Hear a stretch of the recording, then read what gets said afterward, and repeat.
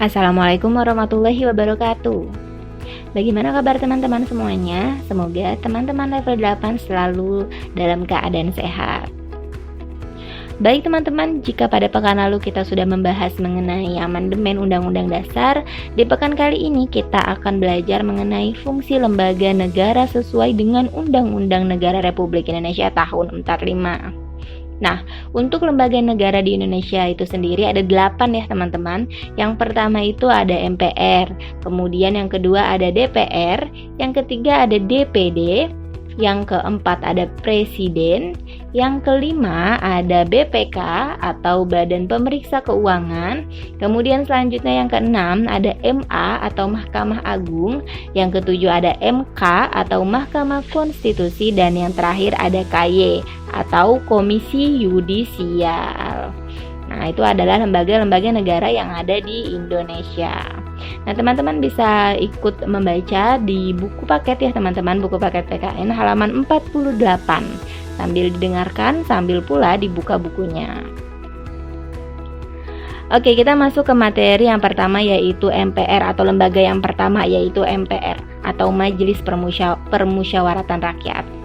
Nah, kita bisa lihat ya teman-teman di pasal 2 ayat 1 Undang-Undang Dasar Negara Republik Indonesia ini menyatakan bahwa MPR atau Majelis Permusyawaratan ini terdiri atas anggota Dewan Perwakilan Rakyat dan anggota Dewan Perwakilan Daerah yang dipilih melalui pemilihan umum dan diatur lebih lanjut dengan undang-undang.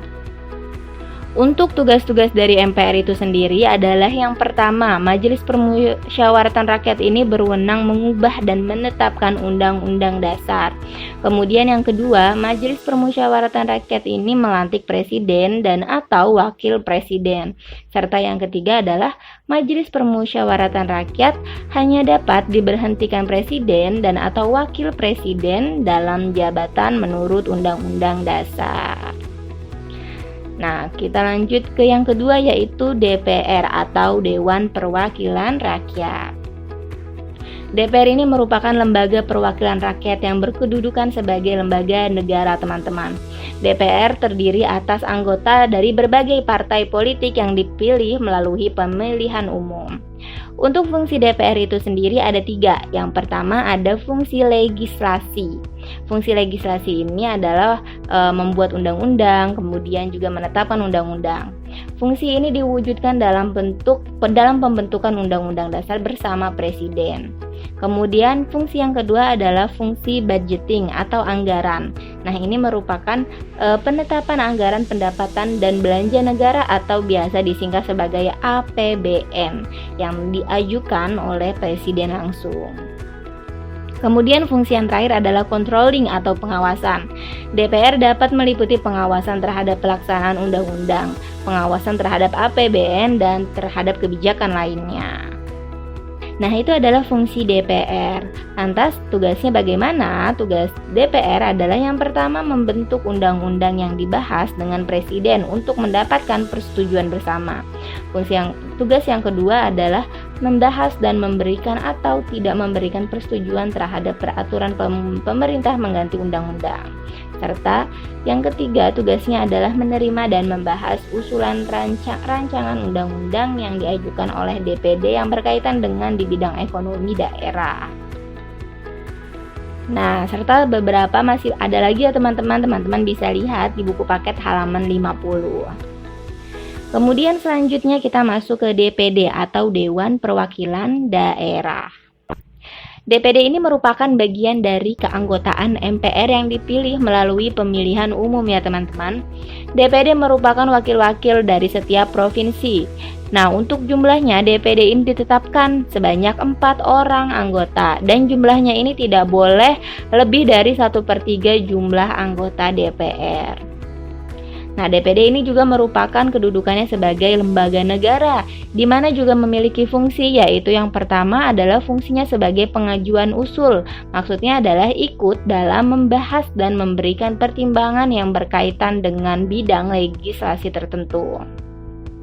Kemudian yang kedua adalah pengawasan atas pelaksanaan undang-undang tertentu, yang pastinya berkaitan dengan daerah, sesuai dengan namanya yaitu Dewan Perwakilan Daerah. Untuk tugasnya, salah satu tugas DPD adalah mengajukan kepada DPR rancangan undang-undang atau RUU yang berkaitan dengan otonomi daerah, hubungan pusat daerah, pembentukan ataupun pemekaran serta penggabungan daerah. Pokoknya semua kebutuhan-kebutuhan atau semua hal yang berkaitan dengan daerah. Kemudian yang keempat ini ada presiden. Presiden mempunyai kedudukan sebagai kepala pemerintah dan sekaligus sebagai kepala negara. Sebelum adanya amandemen Undang-Undang Dasar Negara Republik Indonesia tahun 45, presiden dan wakil presiden dipilih oleh MPR. Tetapi setelah amandemen Undang-Undang Dasar Negara Republik Indonesia tahun 45, presiden dan wakil presiden dipilih langsung oleh rakyat melalui pemilihan umum. Nah, untuk masa jabatannya, presiden dan wakil presiden yang memegang jabatan selama 5 tahun. Setelah 5 tahun, maka akan dilakukan pemilihan umum ulang.